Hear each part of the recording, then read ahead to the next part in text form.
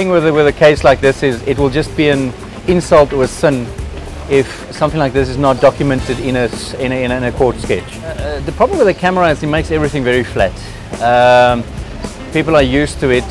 People have got a tendency to admire a sketch much longer, and what I like about sketching and what it actually gives to the viewer is there's this innuendos almost.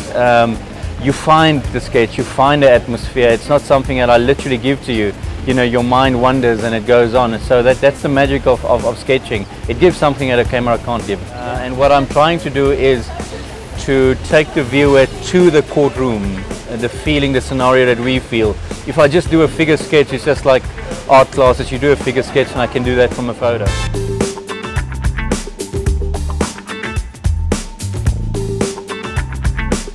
When I sat next to Oscar and he started choking, or they call it dry heaving, next to me about 2 meters, and I could see he wanted to vomit because he heard for the first time the graphics, and that was quite tough for me as well, because I know him personally, and you never want to see anybody like that in that position.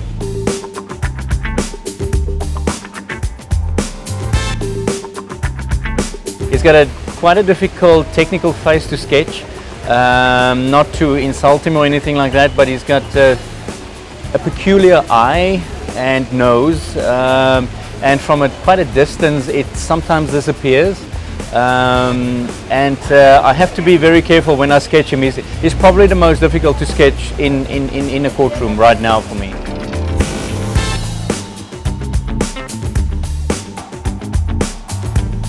Well, we track friends. There's a generation gap. I'm a bit older than he is, but after 10 years and so many times walking past one another, obviously you become friends, and we had drinks at about 2 occasions. So yeah, but at least see him about 3-4 times a week.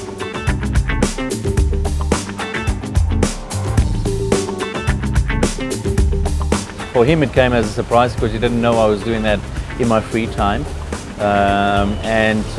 It was quite tough the first time in an appeal court, or when he had for the bail application. That was quite tough when he realized I was a sketch artist, and he had to keep face and I had to keep face.